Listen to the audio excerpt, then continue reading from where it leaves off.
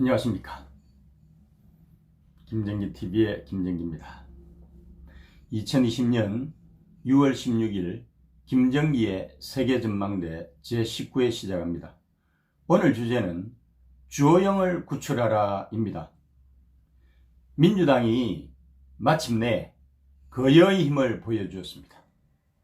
행동대장 김태년 원내대표의 지휘하에 국회 법사위원장을 비롯한 6개 상임위원장, 즉 외교 안보 분야 외통위원장과 국방위원장을, 경제 분야 기재위원장과 산자위원장, 보건복지 분야 보건복지위원장 등 문재인이 국정수행을 하는 데 있어서 알짜 역할을 하는 상임위원장들을 저는 민주당 의원들로 전면 배치하고, 상임위원회 위원들의 경우는 미래통합당과 사전 조정 작업 없이 무작위로 배정을 했습니다. 그여가 덩치값을 하지 못하고 왜 이렇게 여유 없이 막가파식으로 밀어붙일까요?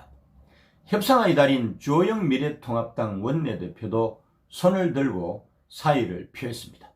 이로써 국회가 시작도 하기 전에 파행을 맞게 되었습니다. 코로나로 매일 삶의 무게를 느끼며 살아가야 하는 이 땅의 국민들한테는 정말로 볼썽사나운 꼴이 아닐 수가 없습니다. 왜 여야는 목숨을 걸고 법사위를 확보하려고 할까요? 국회 운영위원장을 여당이, 법사위원장을 야당이 차지한 게 국회 내에서 견제와 균형의 작동 원리에 맞는 것이라고 해가지고 오랫동안 이런 권력 분정 구조는 대한민국 국회의 관행으로 자리를 잡았습니다. 그런데 그여가 급해졌습니다. 왜일까요? 문재인의 임기가 불과 1년 9개월 남은 데서는 초조감 같은 거 아닐까요? 민주당이 법사위원장을 확보해야 순차적으로 속전속결로 그들이 원하는 법안을 처리할 수 있으니까 문재인 임기 내에 끝장을 보려고 하는 것입니다. 노무현에 대한 복수혈전으로 시작돼 가지고 문재인의 오랜 꿈으로 자리 잡은 검찰개혁의 완수가 미션으로 주어진 것입니다.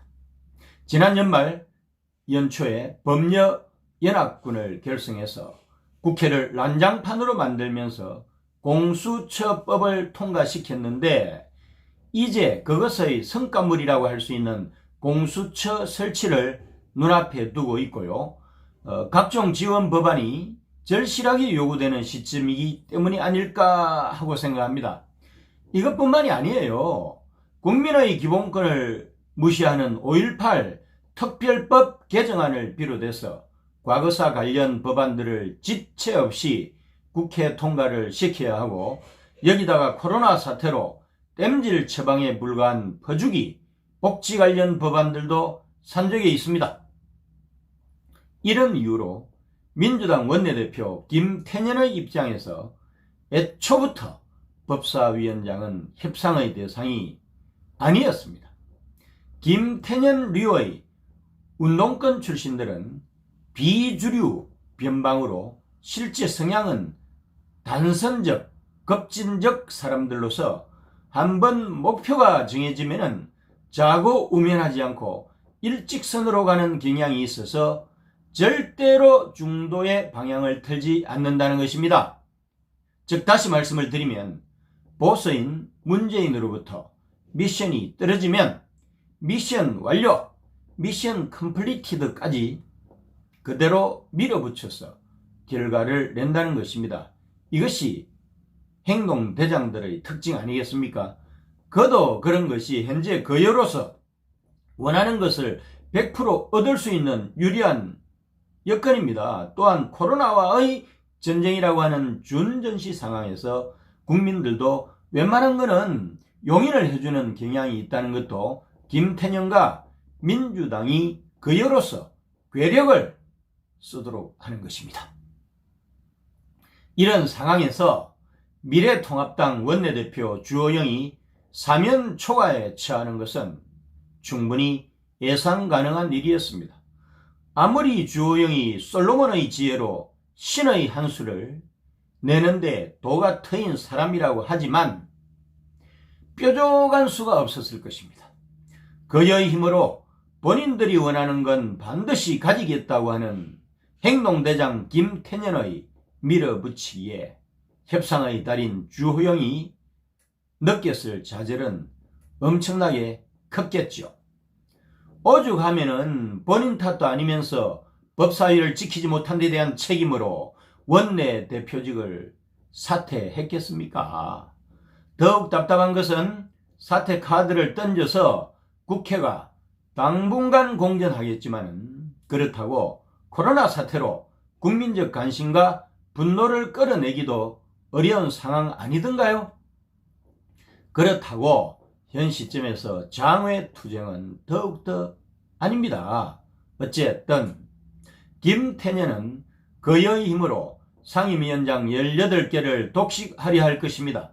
다수당이 전체 상임위원장을 독식하면서 책임을 지는 그런 방식으로 가는 미국 연방 하원을 인용하면서 그들의 행동을 합리화할 것입니다. 미국도 그런데 우리 민주당도 그여로서 할 수 있는 것 아니냐 뭐 이런 거죠. 그런데 세상에 쉬운 일이 있나요? 이후에 발생하는 일에 대해서는 민주당이 전적으로 책임을 져야 한다는 사실을 절대로 간과해서는 안 됩니다.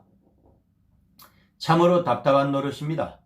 앞으로 주호영과 미래통합당은 어떻게 해야 할까요?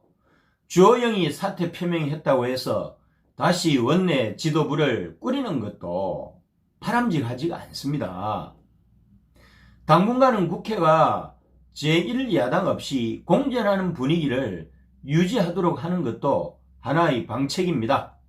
그렇게 되면 공산당과 민주당 제야당파만 있는 독재자 시진핑과 중국의 이미지를 독재자 문재인과 한국이 닮은 꼴로 보이게 하는데 성공할 수 있을 것입니다. 그럼에도 불구하고 김태년이 법사위원장을 양보하면서까지 주호영이 사퇴 철회를 통해서 롤백할 수 있는 계기를 절대 만들어주지 않을 것이기 때문에 미래통합당 의원들이 다시 한번 의총결의를 통해서 사퇴 철회를 간곡하게 부탁을 하고 심지어 김종인 대표까지도 나서서 사퇴 철회를 구하는 노력을 하면서 주호영이 롤백할 수 있는 명분을 내부적으로 만들어주는 수밖에 달리 방법이 없습니다.